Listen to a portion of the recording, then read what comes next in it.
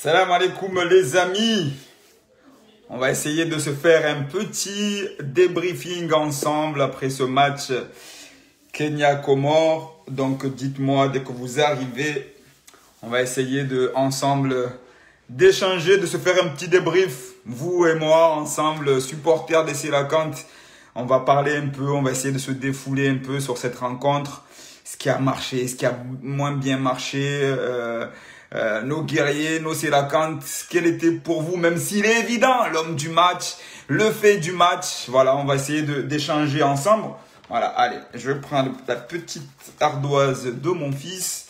On va essayer de faire un débrief ensemble. Dès que vous êtes présents, vous me faites signe. Débrief Kenya-Comores. On va commencer, voilà, on va faire le débriefing. Je crois que c'est un impair, hein. Voilà, on va faire le débriefing. Alors, est-ce que vous êtes là? Est-ce que vous êtes présents avec moi? On va faire un petit débrief de ce match Kenya-Comores. Comment vous l'avez trouvé? On va même à la fin noter les joueurs. Vous allez me donner deux notes. On va faire comme voilà, une certaine chaîne. Mais nous, on se fait plaisir. On est entre nous. On a vu un match qui était difficile, notamment en deuxième mi-temps. Mais on va essayer de se faire plaisir. On va déjà commencer par le début. Alors déjà, vous les amis, dites-moi, qu'est-ce que vous avez pensé du 4-4-2 de Amir Abdou? Une équipe, on va dire, remaniée, avec les absences de Chaker et de Faisal Emani. Amir Abdou a composé une équipe en 4-4-2. Il est venu avec des ambitions. Il n'est pas venu pour subir. Il est venu pour chercher, pour faire du jeu. Il est venu pour chercher des points. Il est venu pour chercher les 3 points. Il n'est pas reparti avec le match nul, mais il est revenu avec des ambitions. Alors un 4-4-2 inédit, notamment au niveau des couloirs. On avait dans un couloir, le couloir gauche, notamment Bakary qui a reculé, qui est venu en latéral gauche. Et devant lui, un revenant, on était bien heureux de revoir Ahmed Mouni après 2 ou 3 années d'absence, mais il a fait le taf. Donc c'est un 4-4-2 avec des couloirs inédites. Et de l'autre côté, on avait les deux Youssouf, Benja, et sur l'autre bout de la ligne, au niveau offensif, Maélé, Youssouf, Maélé. Et donc voilà, on avait les deux couloirs. Ça, c'était le couloir que nous a concocté Amir Abdou. Au centre du jeu, on avait 2 techniciens, 2 maestros, Youssouf Mchangama qu'on ne présente plus, vous le connaissez. Et à ses côtés, on avait Rafidine Abdullah. Vous connaissez aussi son talent, sa technique, son aisance, son calme. Il calme le jeu. C'est un joueur, on va dire, qui ne s'affole jamais, Rafidine Abdullah. C'est un joueur qui calme le jeu. Donc ça, c'était l'entrejeu. Derrière aussi, c'était une charnière à la fois d'expérience et de jeunesse, avec le retour du capitaine Nadim Abdou. Capitaine, tu as mon respect. Voilà le retour du capitaine Nadim Abdou, qui aujourd'hui évolue dans sa ville de Martigues. Et à côté de lui, Kassim Mdahoma. Derrière, enfin juste derrière eux, on a un monstre, on parlera de lui après, Ali Amada, qui a tenu les cages. Donc le 4-4-2 ne peut pas être un 4-4-2 si devant on n'a pas aussi la paire que Amir Abdou a mis en place dès le début. C'est l'inamovible Ben Fardou à ses côtés. Un revenant aussi, en tout cas un revenant, un ancien, un dinosaure. Que dis-je dinosaure? Un Sélakante, un vrai de vrai Sélakante. L'un des piliers, celui avec Youssouf Mchangama qui sont là depuis des années. C'est Ali Madi. Donc voilà un peu le 4-4-2 que nous a concocté Amir Abdou. Ça c'est notre premier débat, notre premier échange. Le 4-4-2, qu'est-ce que vous avez pensé vous de ce 4-4-2, de cette animation en 4-4-2, de cet ambitieux? On aurait pu penser qu'il vient avec un 4-3-3. Il essaie de fermer le milieu et de faire partir Ben Fardou. Mais je pense qu'il a dû mesurer le fait qu'il y a eu très peu d'entraînement, il y a eu des conditions difficiles, et donc il a concocté une équipe pour ne pas justement mettre des joueurs en difficulté, mais de jouer avec des paires. On a la paire à gauche, la paire à droite, la paire derrière, la paire au milieu. Et c'était des équipes, c'était des joueurs qui se connaissent bien. Et je pense que, quand j'ai vu la compo avec les joueurs qu'il avait, voilà, il n'y avait rien à dire. C'est vrai que on aurait pu penser avec le match que Youn Zahavi avait fait en match amical contre la Libye, qu'il aurait pu démarrer. On aurait pensé à un 4-3-3 justement, mais il a enlevé Youn, et il a bien fait quand on connaît maintenant l'effet du match, pour justement essayer d'avoir un équilibre sur l'ensemble du terrain. Donc moi, le 4-4-2, c'est vrai qu'il m'a bluffé au départ.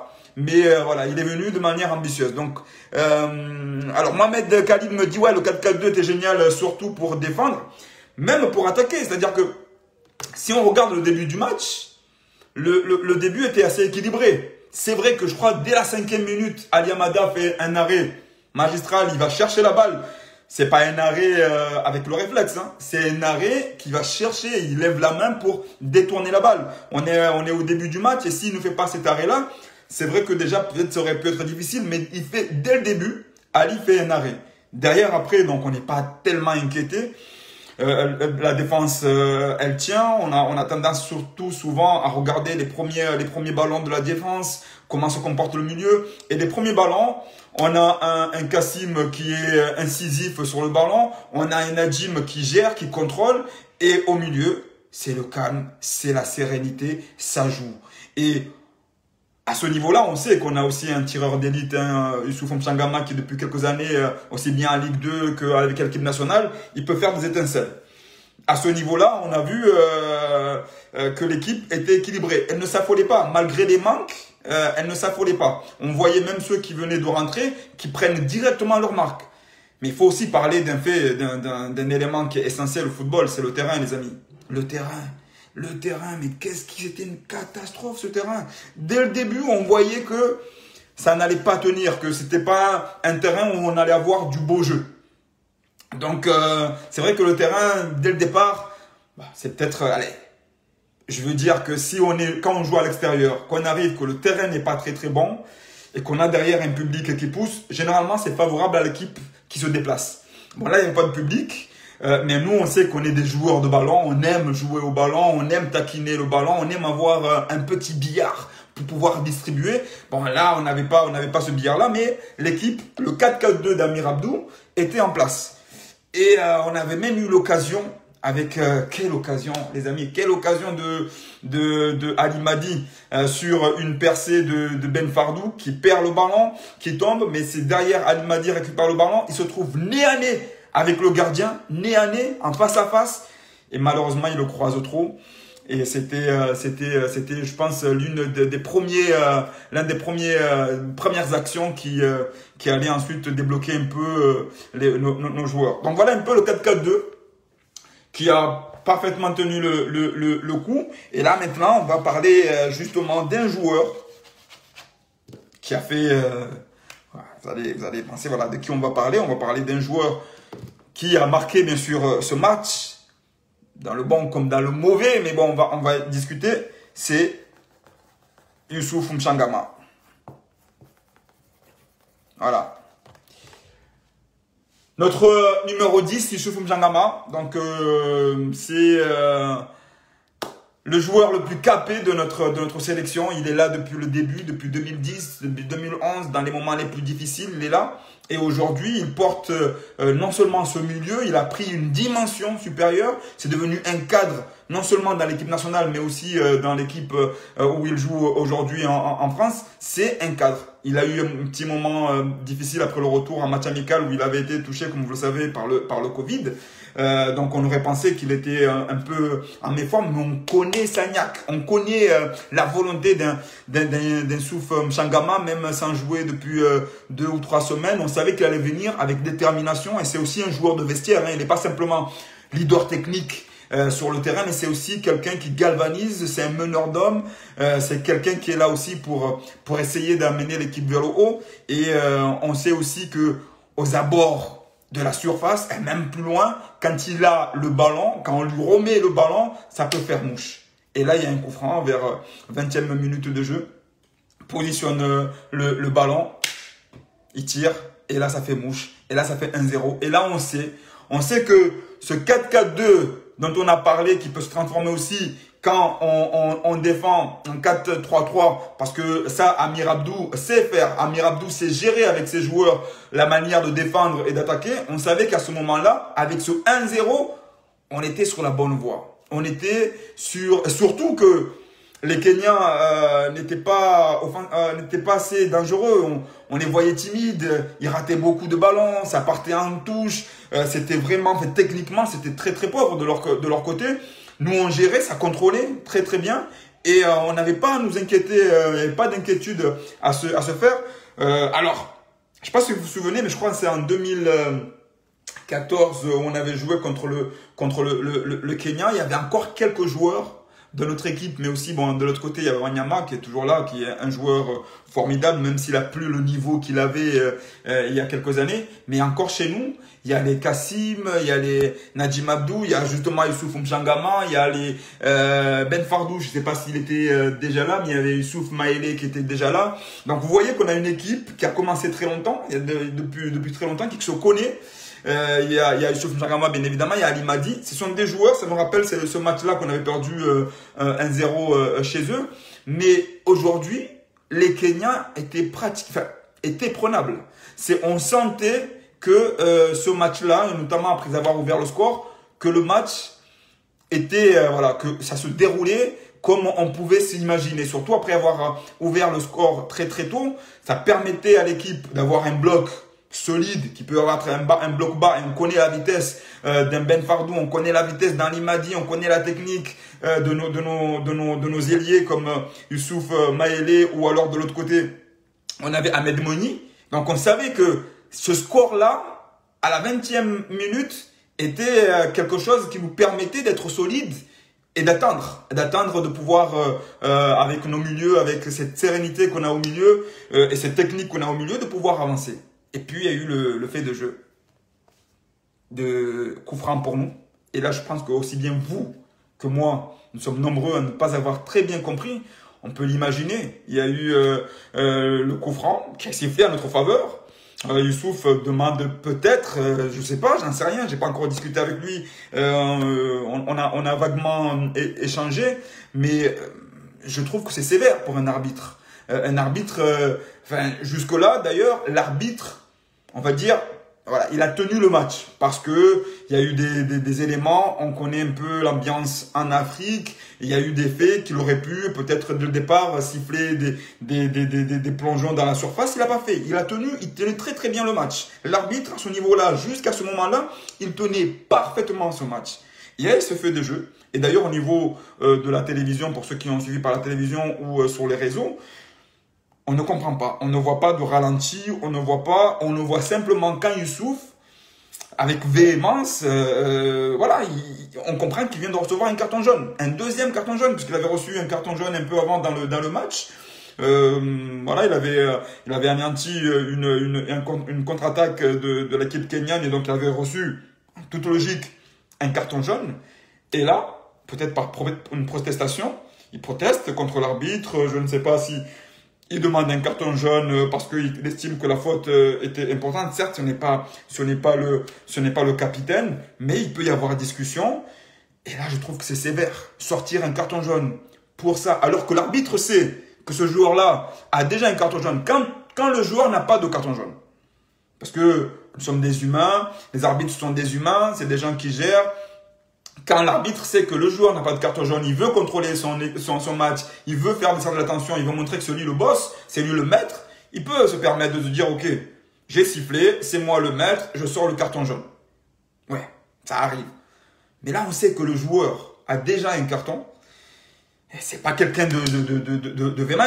D'ailleurs, on le voit à sa réaction, parce qu'il réagit, quand on reçoit une injustice, on est hors de soi. Et là, Youssouf était sorti de ses gonds, on le voyait, il s'était énervé.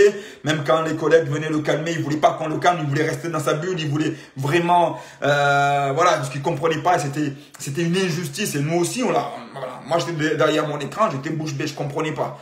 Pourquoi? C'est quoi ce carton? Bêtement, c'est parce que, il y a on est des hommes, on est des humains. On vient là, il a pas, je suis sûr, parce que je connais le joueur, il n'a pas fait un acte de violence vis-à-vis de l'arbitre. Il a dû peut-être, je n'en sais rien, demander un carton, demander... Et il reçoit ce carton jaune, mais d'une sévérité qui, à ce moment-là, je me dis, waouh, ça va être compliqué. Ça va être vraiment compliqué parce que non seulement tu te dis, le match retour déjà, enfin on passe même pas au match retour, on n'a pas encore terminé le match, on est à la 44e, 43e minute. Et là, tu as ton maestro, un joueur qui peut débloquer, parce que dans des matchs comme ça, quand on a une pelouse aussi morte, quand on a une pelouse qui est impraticable, on compte sur quoi? Ben, sur les talents. Et il souffre, c'est un talent. On compte sur les joueurs talentueux, sur les maestros pour débloquer la situation sur un coup franc, sur un geste technique, sur une reprise de volée. Il y en avait d'autre côté, hein, mais nous, notre maestro à nous qui nous permet de débloquer des situations à ce niveau-là, c'est Youssouf. Et quand tu vois qu'il reçoit un carton comme ça, bêtement, ouais, quand on sait, parce qu'il y en a qui m'ont dit, qui vont voir, mais ouais, il s'est énervé. Quand vous prenez un carton jaune, parce que vous avez fait la faute, parce que vous voyez que le joueur part au but et que vous n'avez pas d'autre moyen que de le faucher parce que voilà, il faut anéantir l'action, vous branchez pas, vous vous levez, vous avez reçu votre deuxième carton jaune, vous rentrez dans les vestiaires, ok, c'est comme ça, c'est le foot, ça fait partie du jeu. Mais là c'était un peu, on va dire, on commençait à se demander, voilà, on commençait à se dire, aïe, ça va être compliqué. Pourvu que ça ne dégénère pas, voilà, vous m'avez compris, on est en Afrique, pourvu que l'arbitre n'en profite pas davantage pour nous enfoncer. Voilà, c'est même pas tant l'équipe adverse qu'on a peur, on se dit déjà pourvu, parce que ça commence à sentir le roussi cette histoire-là, avec de sortir un carton rouge comme ça. Voilà, à la mi-temps, c'est à ce moment-là, Amir Abdou fait bien sûr une modification technique, un changement technique. Il sort Ali Madi pour faire entrer Youn Zahavi et pour justement resserrer le milieu, laisser qu'une pointe qui est Ben Fardou, sachant que Ben Fardou allait venir aussi défendre en face défensive, parce que là il fallait absolument tenir. Je ne sais pas ce qui s'est dit dans les vestiaires, mais déjà je pense que l'équipe a senti aussi cette injustice là et voulait être solidaire de son numéro 10, de son maestro, pour justement essayer de ramener quelque chose. Mais on savait que ça allait être difficile et qu'il fallait surtout tenir les 10-15 premières minutes. Et là, les amis, on vient à la mi-temps. La mi-temps commence. Il y a un homme qui va sortir de cette mi-temps. Voilà, je vous laisse le marquer. Un homme qui a voilà, c'est dans les airs, par terre, il était de partout. Ah, ça ne marche plus. Mais voilà.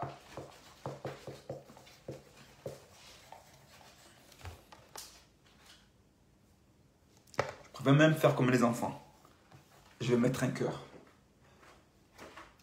Ali Amada, cette deuxième mi-temps, bien sûr, on n'était pas seul. Parce qu'on a vu des guerriers.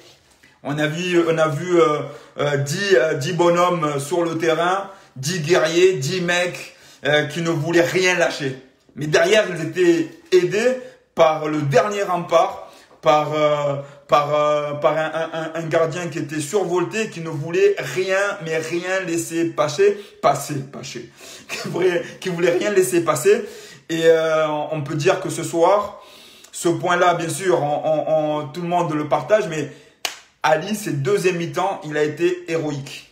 Il est parti, il était maître dans les airs, il sortait au bon moment, il a rassuré sa défense, et à chaque fois qu'il y avait un moment voilà, c'était le feu, il arrivait aussi même à calmer le jeu. Et ces parades, c'était pas n'importe quelle parade, c'était pas des parades où on le tirait dessus, non, il allait vraiment chercher le ballon, il se relevait, on sent qu'il a de la tonicité. À un moment donné, il relance le ballon part en l'air, il se relève pour essayer aller le récupérer. Donc, on a eu un grand gardien. On peut applaudir ce soir notre El Phénoméno à nous, Ali Phénoménaux plutôt, je devrais dire. C'est Ali Phénoménaux.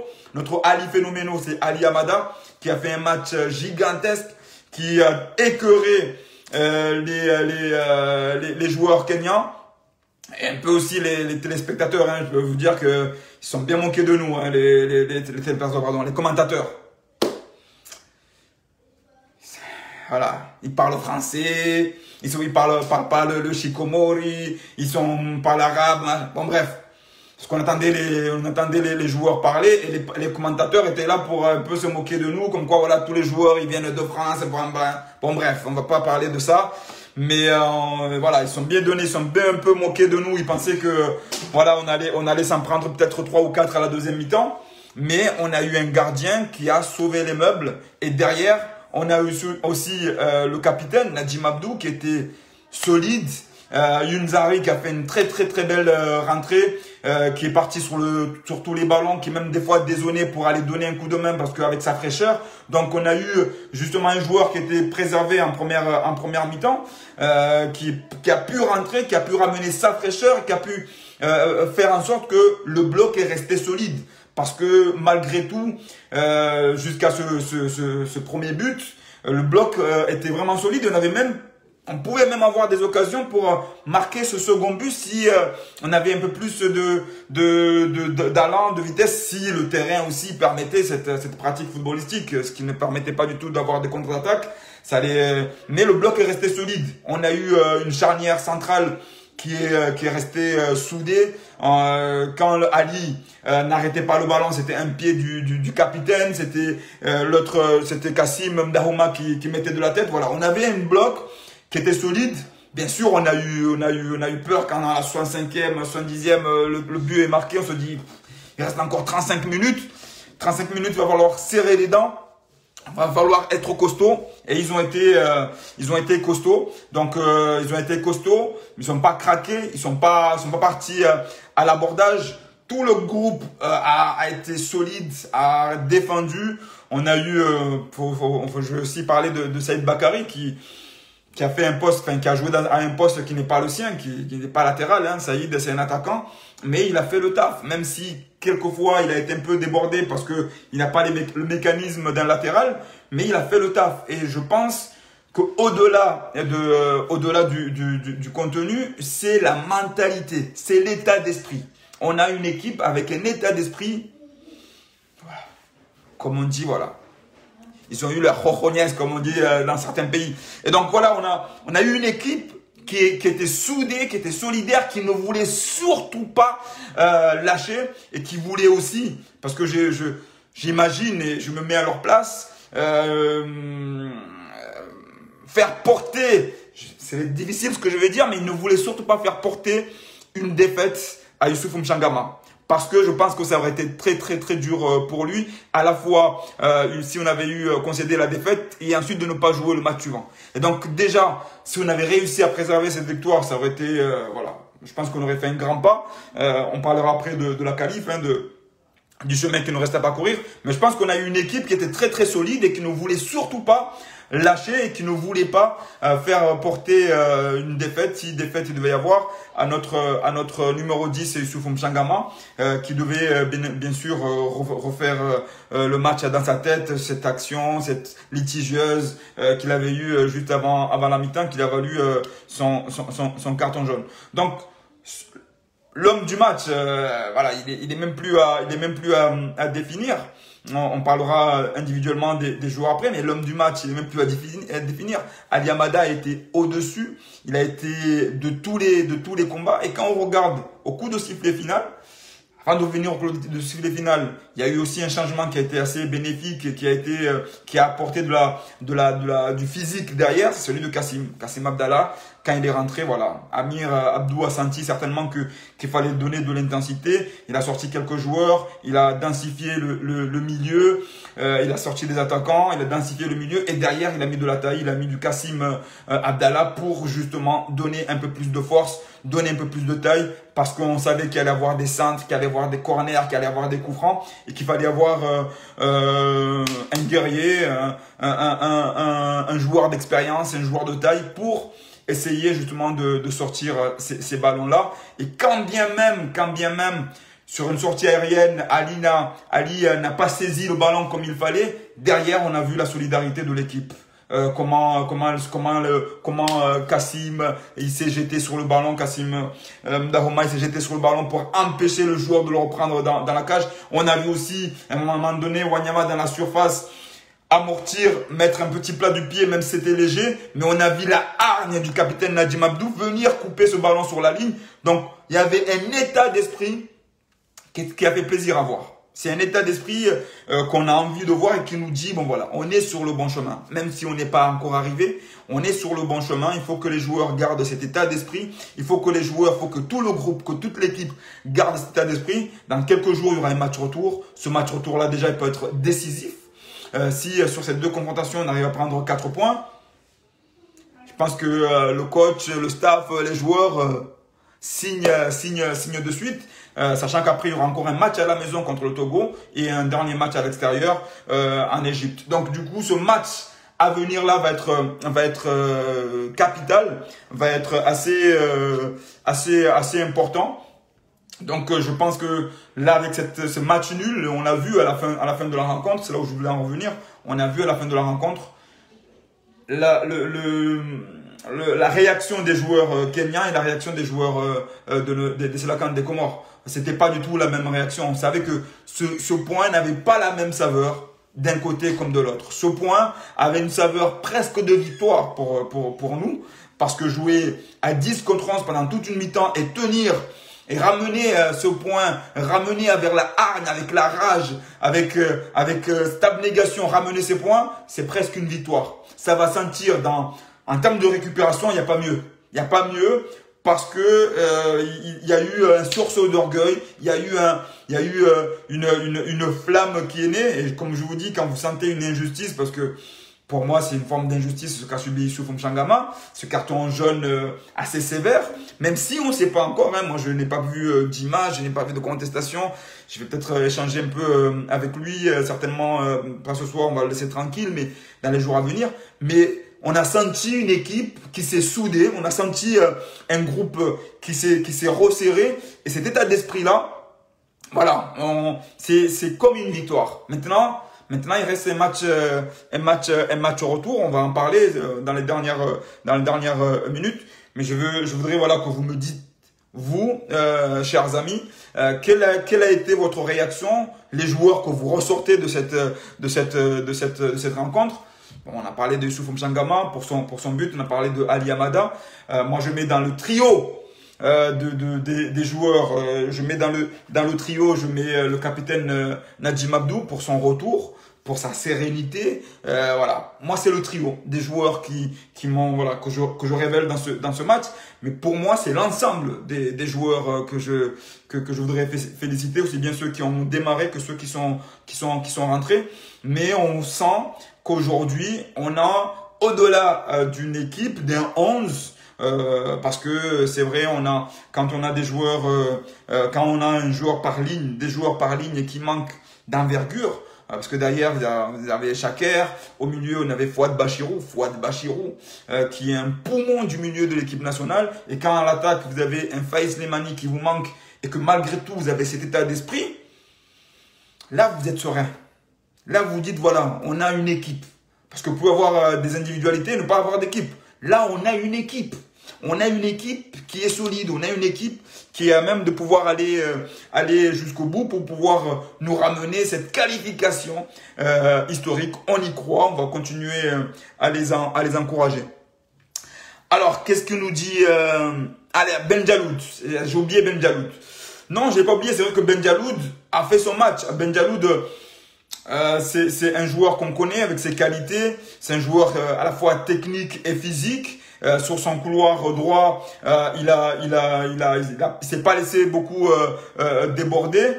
Devant lui, il avait un Mohamed Youssouf Maélé qui peu à peu, bien évidemment, en deuxième mi-temps s'est éteint, mais on a retrouvé le Mohamed Youssouf qu'on reconnaissait, qu'on avait un peu perdu ce dernier match. Mais là, sur ce match-là, sur certaines étincelles, on a vu le Mohamed Youssouf qu'on aime voir. On a vu le Mohamed Youssouf qui aime bien aller il avait 2 ou 3 joueurs qui aiment bien aller dribbler, qui aiment bien aller provoquer. Donc, et derrière, c'est vrai qu'il était suppléé par un Ben Jaloud qui a fait son match.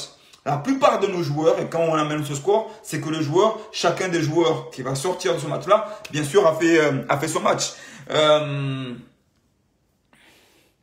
Alors, qu'est-ce qu'on nous dit? Qu'est-ce que vous avez encore relevé? Alors, on me dit vivement Mana Sport.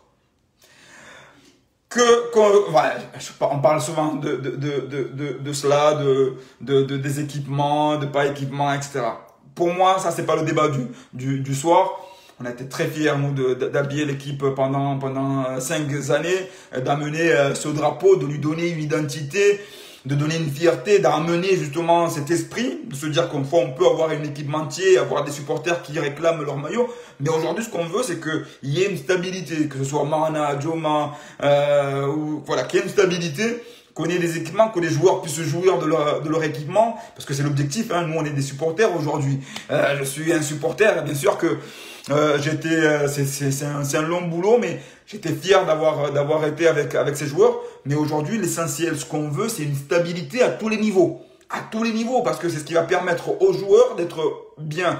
Et bien évidemment, si demain on a un équipementier qui peut aussi donner une identité visuelle à notre équipe nationale, ben c'est le bienvenu. C'est ce qu'a fait Mahana, c'est ce que nous avons ramené. Aujourd'hui, d'autres prennent la place. L'essentiel, c'est que ça amène toujours une valeur ajoutée. Pas reculer, mais avoir une valeur ajoutée. Donc, c'est ce que nous demandons à la fois aux dirigeants, aux personnes qui sont derrière, c'est d'essayer de faire avancer. Et je le disais aujourd'hui à un journaliste avec qui je discutais, au prorata de notre pays, aujourd'hui, les Comores, en tout cas en termes de footballistique, on montre qu'on met les moyens. Parce que quand vous mettez des avions affrétés, quand vous voilà, on met les moyens. Donc aujourd'hui, l'équipe, peut-être c'est pas encore top, mais on est sur le bon chemin. Donc il faut encourager toutes les initiatives qui vont venir pour justement faire en sorte que l'objectif, c'est l'équipe nationale. L'objectif, c'est que nos ambassadeurs soient dans les meilleures conditions possibles pour pouvoir ramener le pays au plus haut sommet. Alors, pourquoi Nourdine Iboura est toujours absent? Honnêtement, ça, je sais pas, je peux pas répondre à Ahmed, puisque je ne suis plus dans le staff. Mais je pense que c'est sûrement pour des bonnes raisons, hein, pour les joueurs qui sont pas là. Mais il y a ceux qui sont blessés que nous connaissons. Mais s'il y a des joueurs qui n'ont pas pu être appelés, c'est pour des bonnes raisons toujours. Hein, c'est soit parce qu'ils n'ont pas la condition, soit parce qu'ils n'ont pas la forme, soit parce qu'ils ne jouent plus assez dans leur équipe. C'est varié. Alors, question importante de Abdillah Saïd. Alors, dis-moi Abdillah, et on essaiera de... Oui, on a parlé à Ibrahim Tourki de Ali Madi qui a raté cette occasion. C'est vrai que même pour lui, ça lui aurait fait énormément de bien. On se souvient de ce but refusé injustement contre le Togo. Et je pense que de marquer ce but, ça aurait fait, il aurait mérité de marquer ce but Ali Madi. Le faux follet Ali Madi, il aurait mérité de marquer ce but, ça lui aurait fait du bien. Malheureusement, ça arrive, hein, il a tiré, il a trop croisé son but, il a voulu bien faire, il a voulu peut-être mieux l'assurer et heureusement il est pas sorti du match, mais il est resté. Voilà. Alors, c'est quoi la question qui... On va parler de la qualification, hein, on va revenir après. On va parler 5 minutes. Je vais d'abord voir si vous avez des questions concernant les joueurs, si on a des joueurs que nous avons oubliés, des joueurs que vous voulez souligner, des moments forts du match. On a parlé Alors, donc ça on a répondu pour Nourdine. Alors le numéro 18, hein, je pense que vous parlez... Al-Hussein Ben parle de Youn Zahavi. Oui, c'est un joueur qui va rapporter aussi un volume de jeu au niveau du milieu. C'est un bon joueur. On a la chance aujourd'hui d'avoir des joueurs qui sont en train de prendre du volume, qui ont une certaine sérénité parce qu'ils jouent dans des bonnes divisions, en Ligue 2, Ligue 1. Donc là-dessus, on a un groupe et il fait partie des joueurs. Quand vous avez un joueur comme Youn et que vous faites rentrer pour justement densifier le milieu quand vous jouez à 10, c'est que du bonheur. Alors, avant de parler pour le chemin qui nous reste pour la... Est-ce que Fouad Bachirou sera là dans le match retour? En principe, non. je ne pense pas, puisque je pense qu'il y a une liste qui est établie entre les deux matchs. Sauf cas exceptionnel, on peut rappeler un joueur ou alors on le marque dans la liste. Je ne sais pas s'il a été marqué dans la liste, mais je ne pense pas qu'il sera... en tout cas, je n'ai pas d'informations à ce niveau-là. Si Bassirou sera de retour. Alors, donc, on va parler de cette qualification qui nous tend les mains. Alors, aujourd'hui, on a quoi? On a 5 points sur 9. 5 points sur 9, c'est déjà pas mal. On va dire, voilà, c'est bien même. On a 5 points sur 9 et on a un match capital à venir.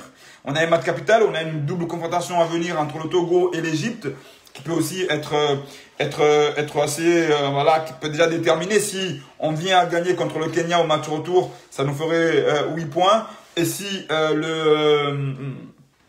par exemple l'Égypte sortait vainqueur de cette double confrontation avec le Togo, ça lui ferait aussi 8 points. Et donc là, on aurait quasiment, on va dire, dessiné les deux qualifiés pour ce groupe, parce qu'avec 8 points, ça serait difficile, en tout cas très compliqué pour le Kenya avec 3 points et le Togo avec 1 point d'aller chercher sur 2 matchs 6 points. Parce qu'il faudrait qu'ils aillent chercher 6 points sur les 2 matchs, sachant que le Kenya devra aussi jouer contre l'Égypte. Donc, aujourd'hui, on est sur le bon chemin parce que sur 9 matchs, 9 points, on a 5 points et on a encore 2 matchs à la maison, le Kenya et le Togo, et on a déjà joué le plus difficile chez nous, qui est l'Égypte. Mais en football, on ne sait jamais. En football, c'est match après match. En football, bien sûr, on peut s'imaginer, mais en football, on prend match après match. Ce qu'on regarde lorsqu'on regarde l'équipe depuis qu'elle tourne depuis 3 matchs, c'est qu'on a une certaine solidité, on a un état d'esprit, on a un bloc, on a une équipe, donc on peut se rassurer. Et que chez nous, on est imbattable. Donc, jusqu'à présent, même quand on a reçu le Maroc, quand on a reçu le Cameroun, quand on a reçu l'Égypte, quand on a reçu, comment s'appelle l'équipe d'Abedi, enfin l'équipe, bon, ça va me revenir. En tout cas, contre les grosses équipes chez nous, on répond toujours présent. C'est vrai qu'il y a un élément qui va nous manquer, c'est nos supporters. Malheureusement, et parce que la situation sanitaire l'exige, il n'y aura pas de supporters dans la tribune. Et c'est vrai qu'un match sans supporters, c'est un peu fade. C'est dommage. On est tous d'accord là-dessus. Mais c'est vrai que le Ghana, merci à Medali Hassan de me remémorer la mémoire, de me rafraîchir la mémoire, pardon. Oui, voilà, même contre le Ghana, le grand Ghana qu'on aurait pu marquer, on aurait pu mériter de gagner ce match-là. On ne faillit pas chez nous. Et donc, là, il nous faut maintenant valider. Il faut valider ce point acquis à l'extérieur. C'est un point important. C'est un point même très important. Maintenant, il faut le valider à la maison. Il nous faut les 3 points. Il faut aller chercher les 3 points. Il faut que les joueurs se reposent, les joueurs récupèrent. Le staff va faire son travail, je n'en doute pas. Derrière, même si le public, même si vous n'allez pas être au stade, voilà, il faudra faire du bruit, il faudra montrer, il faudra donner de la force. Soutenons, parce que tous nous allons pouvoir apporter notre force à l'équipe. Il faut soutenir l'équipe parce qu'on est dans une ligne historique. Nous allons tous ensemble rentrer dans l'histoire. La qualification des Sélacant, c'est la qualification du pays pour une CAN. Donc il faut être tous mobilisés, des autorités à la fédération, aux supporters, à tous les villages, à toutes les îles. Dans la diaspora, il nous faut être mobilisés pour essayer de leur donner le maximum de force pour valider ce point. Parce que si on arrive à avoir les 3 points à la maison, 8 points, j'ai rarement vu dans un groupe de 4 avec 8 points ne pas se qualifier. Donc aujourd'hui, on ne va pas tirer de conclusion, mais on a un match. On s'est donné la possibilité, on va dire, de valider. On a 3 matchs pour valider notre qualification. On peut le valider dès le prochain. C'est pas interdit. Mais on s'est donné la possibilité avec 3 matchs de valider notre qualification. Et ça, c'est énorme. Parce que les joueurs vont jouer sans pression et ils vont essayer d'être aussi solides qu'ils l'ont été aujourd'hui. Donc, on a 3 matchs. Et le prochain match, c'est à la maison. Et ce prochain match-là, avec un adversaire, voilà, on n'a pas vu On n'a pas vu une équipe kenyane qui attaque de tous les côtés. On n'a pas vu une équipe kenyane qui nous a submergés. Même à 10, on a su contrôler un peu ce match. Donc là, la qualification va dépendre bien évidemment. On a trois possibilités. Mais si déjà, on peut faire l'effort de gagner le prochain match, voilà, on pourrait regarder, on pourrait vivre les deux matchs à venir avec le moins de stress possible, parce qu'il y a des cardiaques hein, dans les supporters des Sélacantes. Donc si on peut déjà éviter que, voilà, les deux derniers matchs, si on peut se qualifier le plus vite possible, comme l'ont fait nos amis et nos voisins malgaches il y a 2 ans, on est preneur. Donc ce point-là, il faut le valider. C'est pour ça qu'il faut essayer de faire en sorte que ce match à venir, les joueurs soient dans les meilleures conditions, que la pelouse soit aussi dans les meilleures conditions pour que nous essayons tous ensemble d'accompagner les Sélacantes, les Veripia vers sur ce chemin de cette qualification qui, on va dire, est une étape importante. Aussi bien pour les joueurs, surtout pour les joueurs, pour tous ces joueurs-là qui portent ce maillot, qui portent ce drapeau, qui portent ce pays, nos ambassadeurs. C'est notre pétrole veri. C'est notre pétrole à nous. Il faut que ces joueurs, c'est une récompense pour ces joueurs. C'est quelque chose d'énorme pour eux parce que c'est une génération qui est là depuis une dizaine d'années, à l'instar de Kassim Abdallah qui est là depuis beaucoup plus longtemps, depuis peut-être 2006, qui a fait les Jeux des îles à Madagascar, les Youssouf Mchangama, les Najim Abdou. Je joins dans ce groupe-là les joueurs qui ne sont plus là, comme notre capitaine Goba, et tous les autres hein, qui sont venus depuis 2010 jusqu'à aujourd'hui, qui ont amené, qui ont fait en sorte que cette équipe-là aujourd'hui est au point de qualification. Ça serait une récompense pour tout le monde, pour tout le pays, pour tous ceux qui ont fait les efforts, pour les supporters, pour l'économie du pays, pour la visibilité du pays, pour tout. Et donc, il faut qu'on ait conscience ensemble de ces moments historiques, de ce prochain rendez-vous à la maison, que le football peut avoir une ouverture globale pour notre pays, une visibilité économiquement, ça serait grandiose. Ça serait quelque chose pour notre football, pour le sport, ça serait grandiose. Pour l'économie, pour le tourisme. Donc, on parle souvent d'émergence. Mais là, oui, on a une équipe qui émerge depuis quelques années et on a besoin. Il y a eu des gens qui sont venus, il y a des gens qui sont là, il y a des gens qui vont partir, d'autres qui vont venir prendre le relais. Il nous faut accompagner. Mais pour ça, pour valider ça, il nous faut cette qualification. Il nous la faut, cette qualification. Il faut que l'équipe arrive à se qualifier. Il faut que l'équipe... Voilà, c'est une étape importante. Parce que si on ne se qualifie pas là, c'est comme si on retombait à zéro.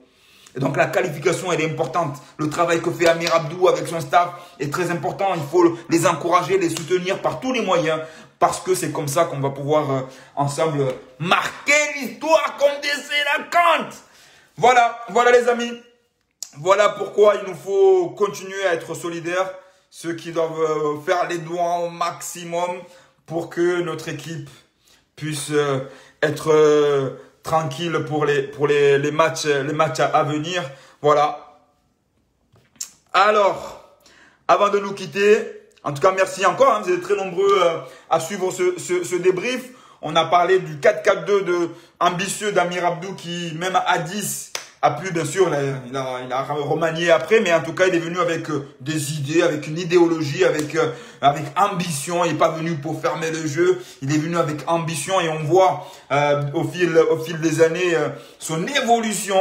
Il évolue, au début, bien sûr, dans les années qu'il a démarré, il jouait beaucoup avec un bloc bas pour justement avoir de l'assurance, pour ne pas décourager son équipe, même si c'était difficile, des matchs nuls, des défaites. Mais il est venu avec un bloc, avec une philosophie. Et petit à petit, quand ces joueurs prennent du volume, prennent de l'assurance, il est en train de s'ouvrir, de mettre une équipe plus ambitieuse, avec un jeu léché, avec des occasions, avec des joueurs virevoltants. Donc voilà, donc le sélectionneur a évolué en même temps que ses joueurs et ça fait plaisir à voir. Aujourd'hui, on est à la porte de cette qualification. On est tous fiers. Je voulais partager avec vous ce débrief parce qu'on aime aussi parler après le match, pas simplement aller dormir, être seul dans son coin, mais échanger, parler, montrer notre fierté, leur montrer qu'on est fiers d'eux. Et ensemble, voilà, c'était pour partager ensemble ce moment. Merci, monsieur Benjaye.